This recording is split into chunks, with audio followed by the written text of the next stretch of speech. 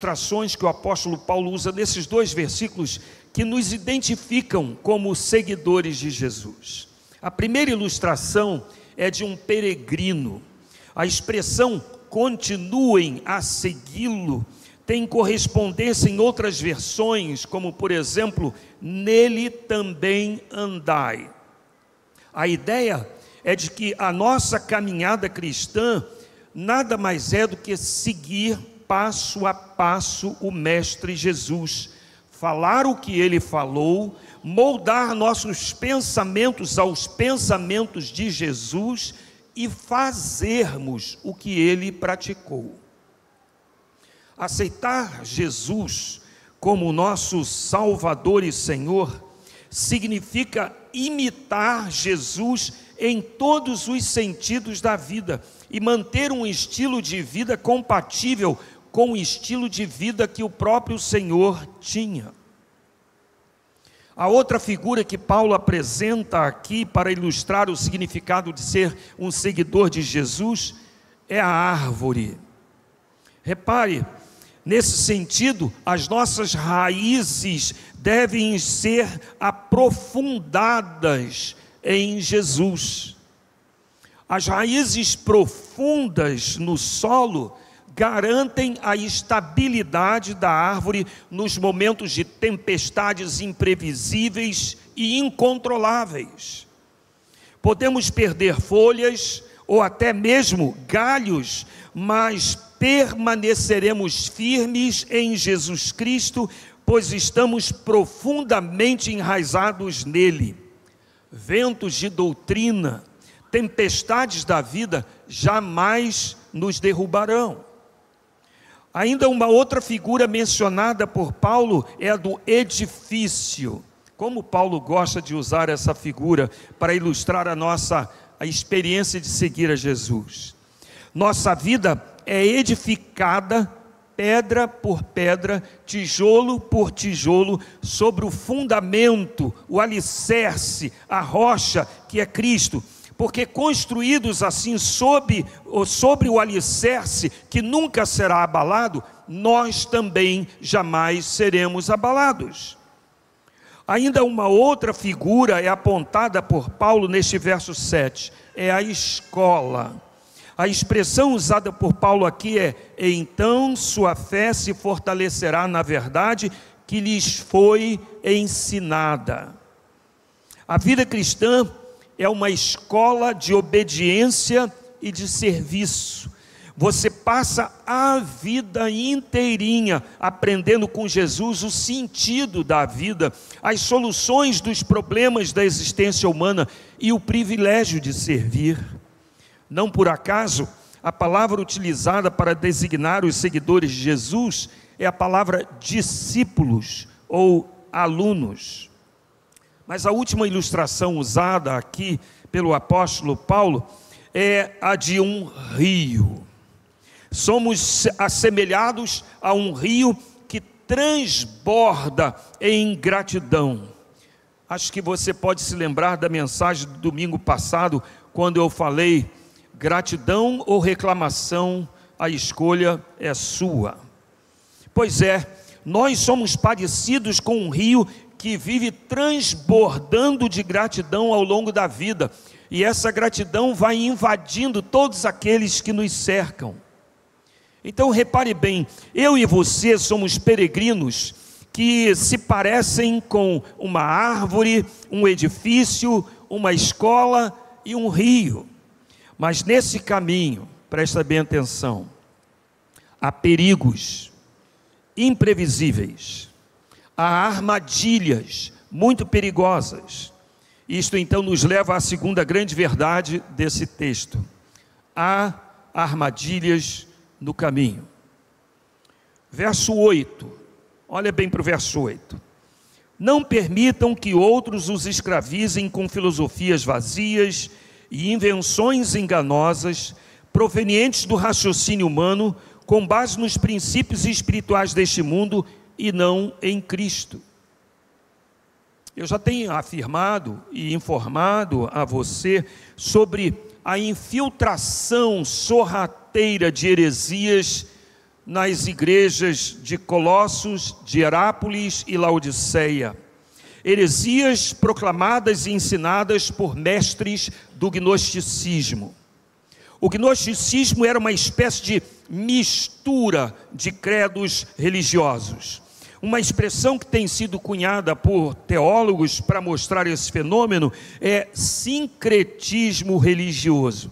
Então, o gnosticismo era uma manifestação desse sincretismo. Você mistura elementos de diversas religiões e apresenta como uma nova seita.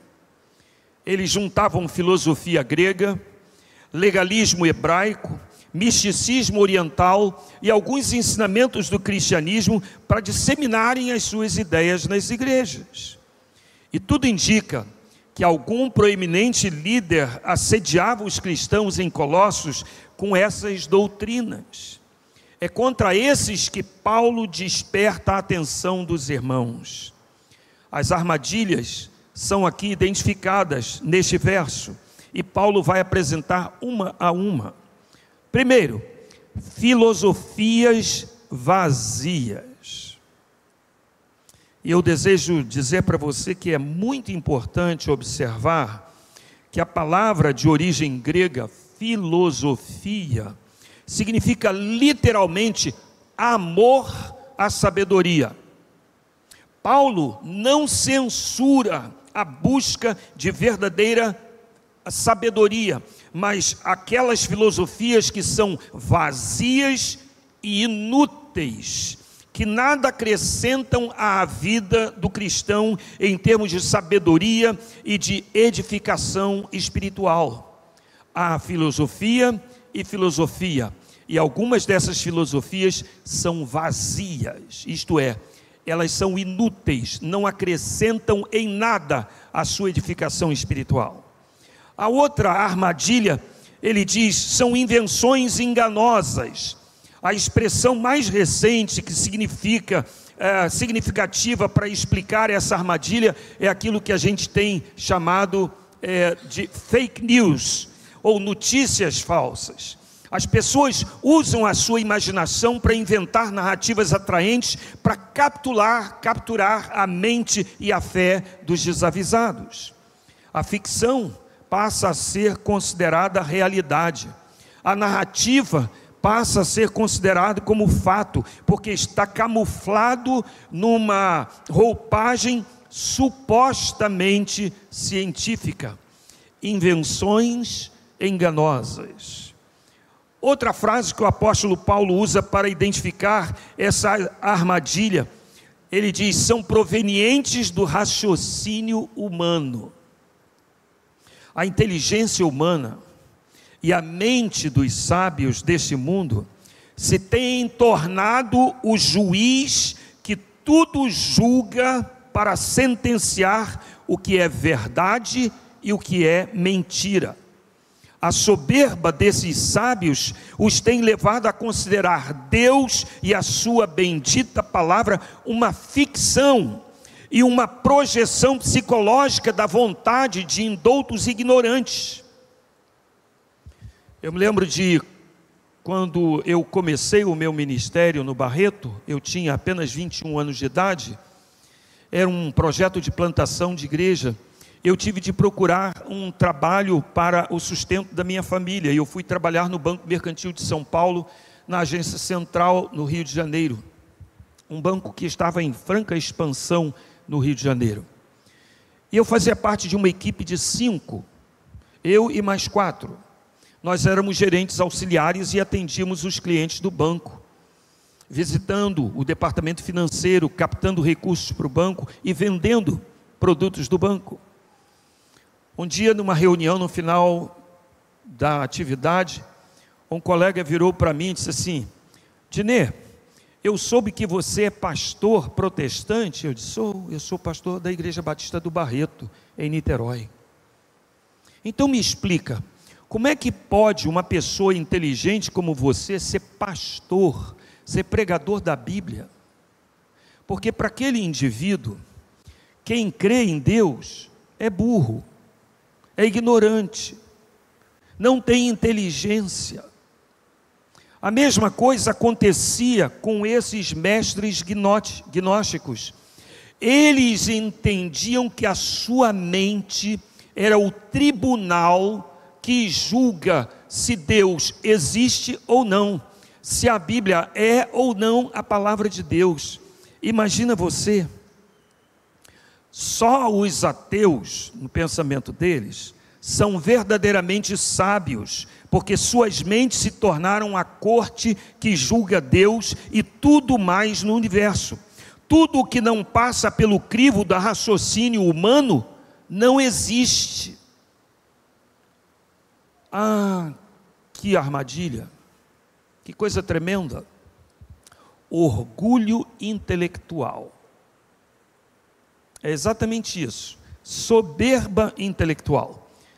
A mente humana é capaz de avaliar se Deus existe ou não. Nesse sentido, a mente humana passa a ser o Deus dessas pessoas. O raciocínio humano é o Deus deles. Mas Paulo ainda apresenta uma outra característica. Ele diz: baseados nos princípios espirituais deste mundo. Essa frase é uma das frases mais complicadas para se traduzir que o apóstolo Paulo usa na carta aos Colossenses. A gente precisa admitir que não é fácil entender o que Paulo quer dizer com princípios espirituais desse mundo. A expressão originalmente significa uma série sequencial, como 1, 2, 3, 4, ou então ABCD, mas muitos comentaristas concordam que Paulo utiliza essa expressão propositadamente, porque era uma expressão muito popular entre os mestres do gnosticismo. Nesse sentido, a expressão significa as forças do cosmos que influenciam o universo e as vidas humanas. Uma ideia trazida do misticismo oriental. Daí que surgiu a ideia de horóscopos. Nunca vou me esquecer uma história que Leila me contou.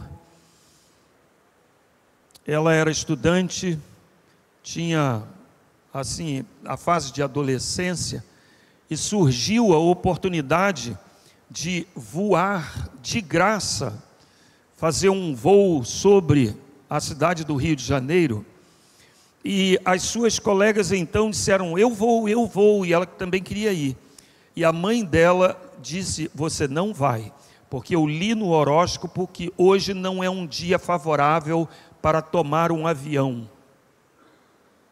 E Leila não foi. Eu conheço dezenas de crentes que acreditam em horóscopo, que acreditam no destino determinado pelo zodíaco. Eu nunca vou me esquecer de uma vez conversando com um pastor. Ele casou-se com minha prima, pastor Isaltino, e se tornou um amigo muito querido. E ele disse que ele tomou um avião para Manaus e ele começou a conversar com a pessoa que estava do seu lado, e a pessoa disse assim: eu vejo que o senhor é uma pessoa muito mansa, o senhor deve ser do signo tal. Aí ele disse: eu nasci no dia tal, e informou a data de nascimento. Aí ela, feliz da vida, disse: eu não disse? O senhor é do signo tal. E ele virou para ela e disse assim: você sabia que Hitler também era desse mesmo signo? E você acha que ele é manso? Toda vez que me perguntam qual é o meu signo, eu digo: meu signo é a cruz. Ué, mas esse não pertence ao zodíaco? Não, não pertence, porque eu não acredito em horóscopos, eu acredito em Jesus. Na verdade, Paulo está aqui dizendo que essa armadilha, ela é proveniente de espíritos malignos que dominam setores do universo invisível. Cada uma dessas armadilhas se constitui um risco tremendo para a nossa caminhada. A expressão utilizada no começo do verso 8 aponta para o objetivo dessas armadilhas. Elas querem escravizar-nos outra vez. A ideia é de um rapto, de uma captura para a escravidão. O perigo é muito sério e o risco é altíssimo. Ao finalizar a identificação das armadilhas, Paulo faz uma declaração simples, grave e esclarecedora: eles não são de Cristo. Eles não são de Cristo. As filosofias são vazias porque não reproduzem a mente de Cristo. As invenções são enganosas porque não anunciam a verdade de Cristo. As ideias dessas filosofias e invenções são fruto do raciocínio humano e não revelações de Cristo. A mensagem que procura nos escravizar outra vez tem seu fundamento em poderes espirituais malignos.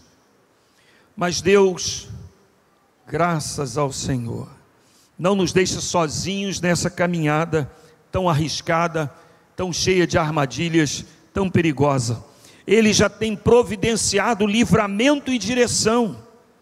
E isto nos leva à terceira grande verdade que esse texto nos transmite e eu quero destacar agora. Há provisão divina indispensável para nos garantir a vitória.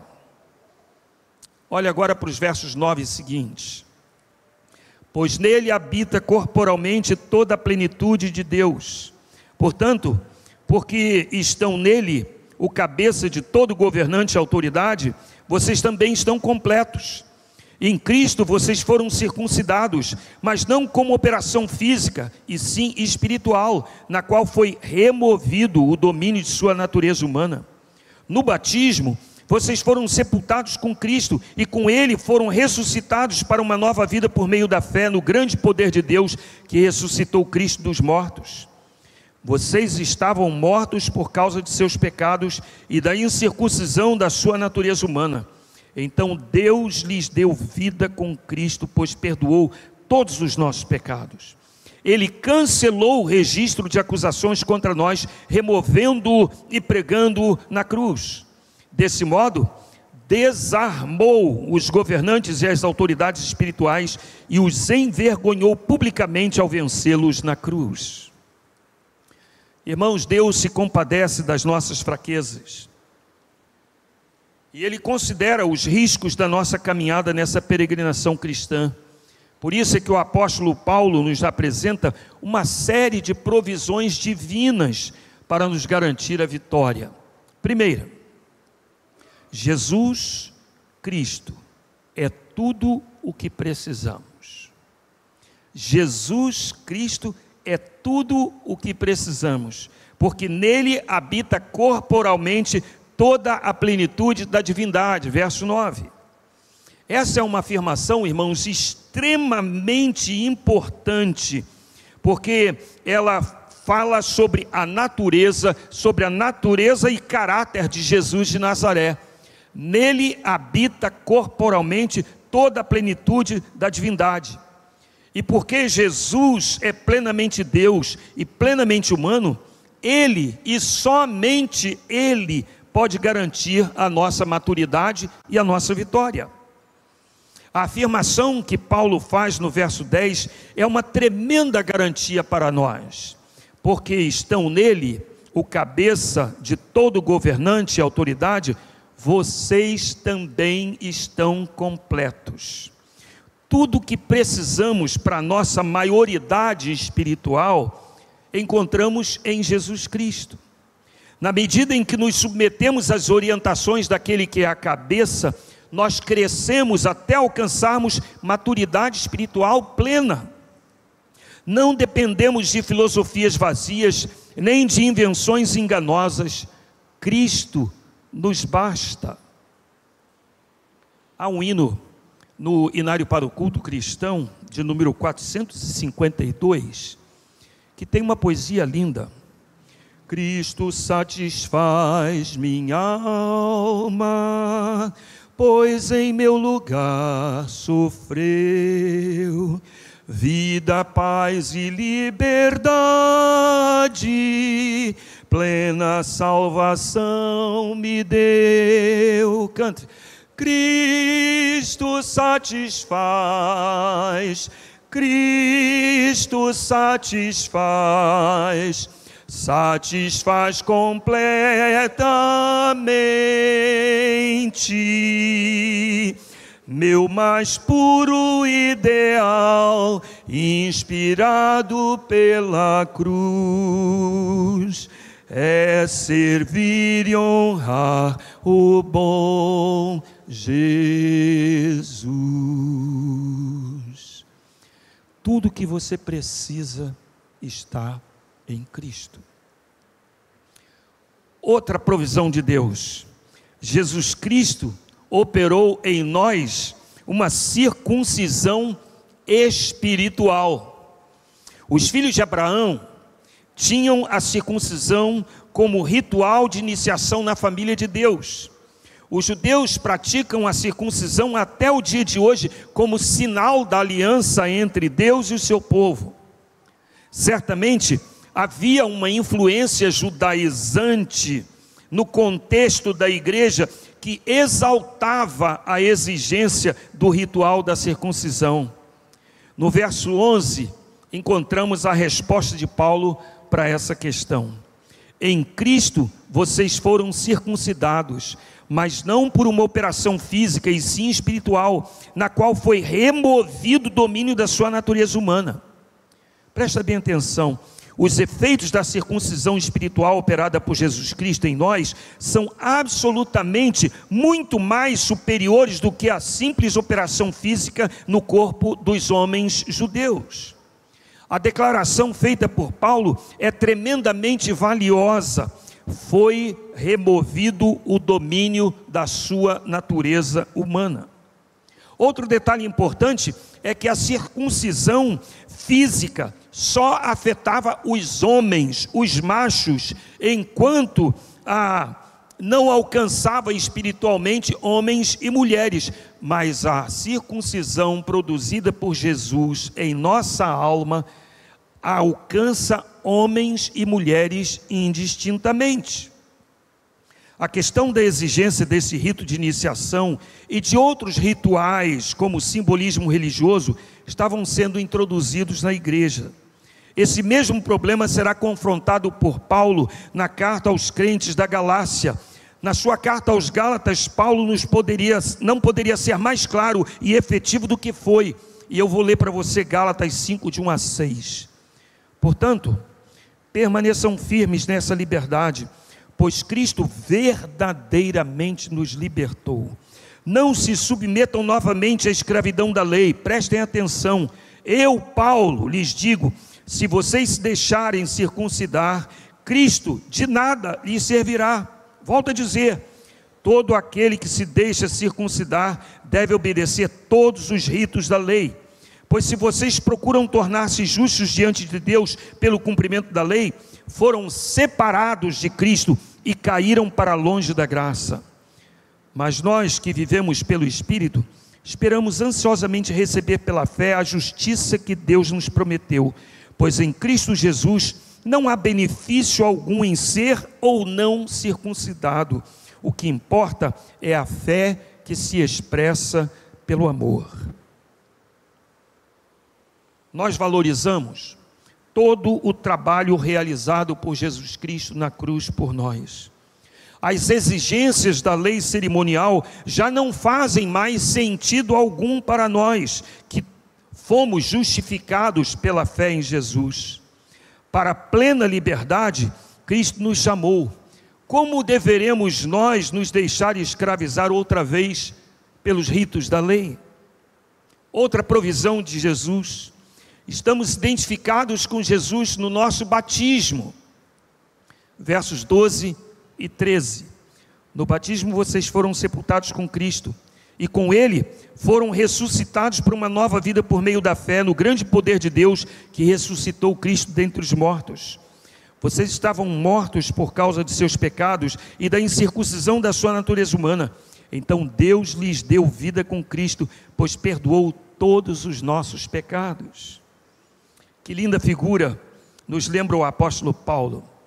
Pelo nosso batismo, nós nos identificamos com Jesus Cristo na sua morte e na sua ressurreição. Ao sermos imersos ou mergulhados nas águas, nós declaramos a nossa morte para o pecado e desobediência, afirmando com a nossa imersão que o pecado não tem mais domínio sobre nós, porque morremos com Cristo e com Ele fomos sepultados pelo batismo. Mas também nos identificamos com Jesus na sua ressurreição, posto que ao sermos levantados das águas no batismo, declaramos que vivemos uma nova vida de obediência e de submissão a Jesus. Assim como Jesus ressuscitou para experimentar toda a sua glória e vitória contra a morte, nós também ressuscitamos das águas para uma vida que glorifica Jesus e proclama vitória sobre os poderes da morte. Pelo batismo, fomos trazidos por Jesus da morte para a vida, e vida plena e de liberdade. Outras duas bênçãos que o Senhor nos apresenta nesse texto: Jesus Cristo pagou a nossa dívida contraída com Deus. Verso 14. Se você puder, memoriza esse verso 14. Ele cancelou o registro de acusações contra nós, removendo e pregando na cruz.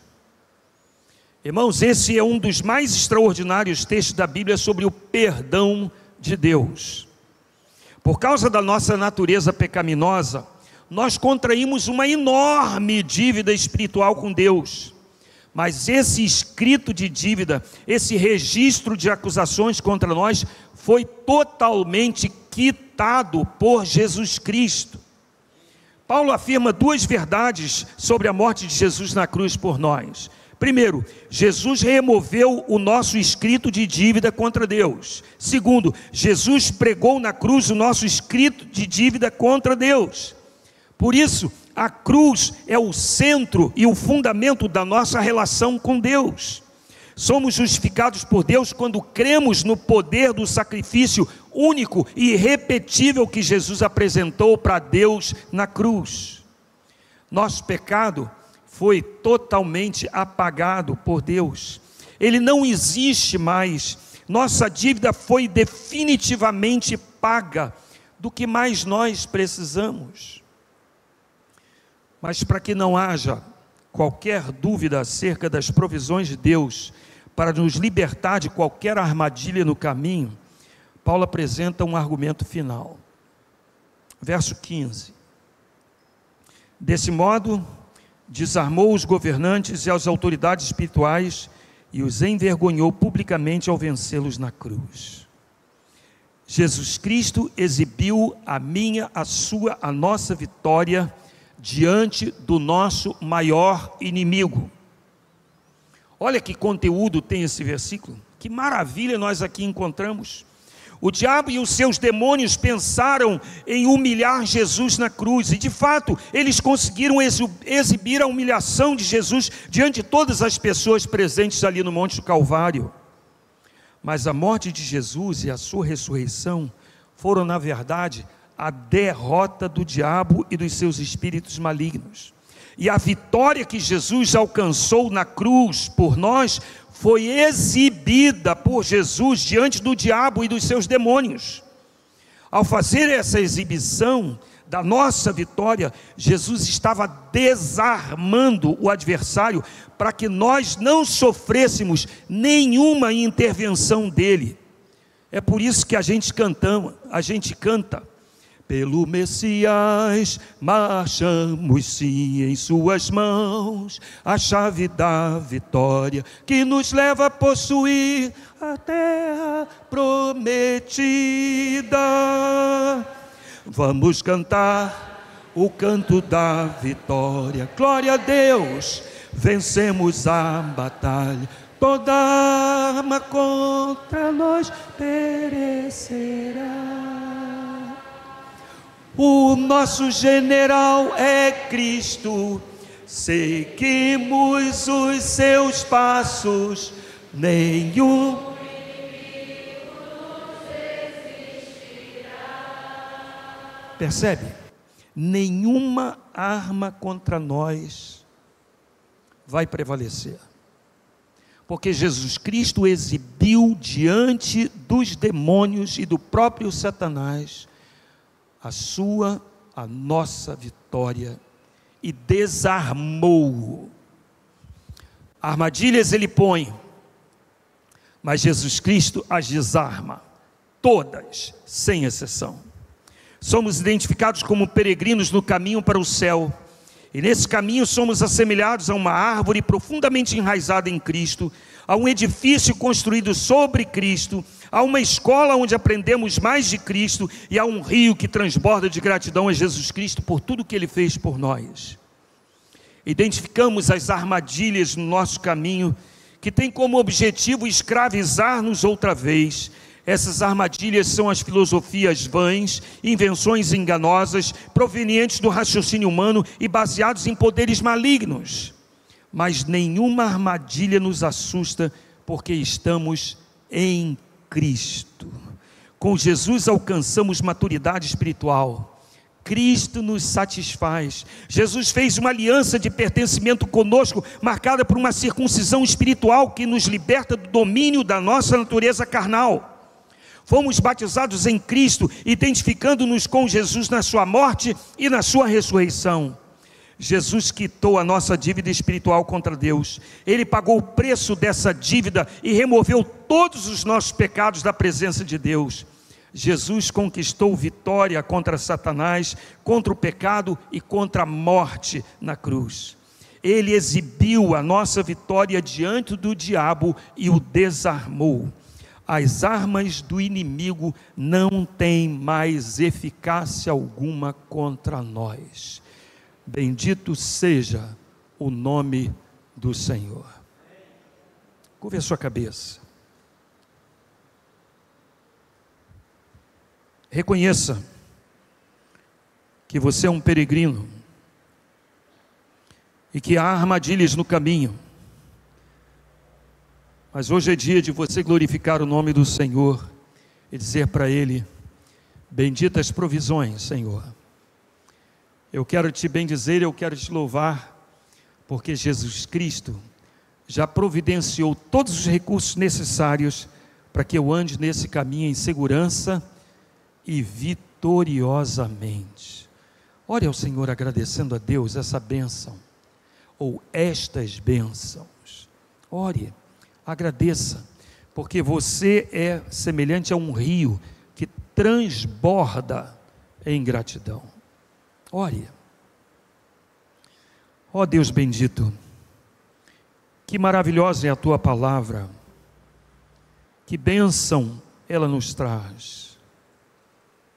Reconhecemos que no caminho para a eternidade, enfrentando tantas armadilhas perigosas, e muitas vezes tropeçamos, muitas vezes somos apanhados, mas Senhor, o Senhor nos socorre, o Senhor provê libertação, e libertação total e completa.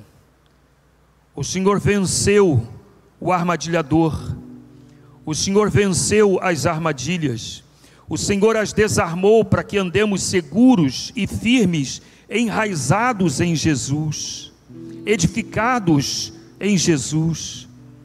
Ó Deus bendito, somos peregrinos, mas nós somos peregrinos alegres, porque a despeito de todos os riscos, andamos seguros porque andamos com Jesus. E vamos seguindo o nosso general, o general que é Cristo, aquele que derrotou a morte, o inferno e o diabo na cruz, aquele que nos dirige, aquele que conquistou a vitória para nós, desarmou o nosso pior inimigo e nos dá segurança nesse caminho. Bendito seja para sempre o nome de Jesus, o nosso Salvador. através de quem nós falamos contigo, ó Deus Pai. Amém.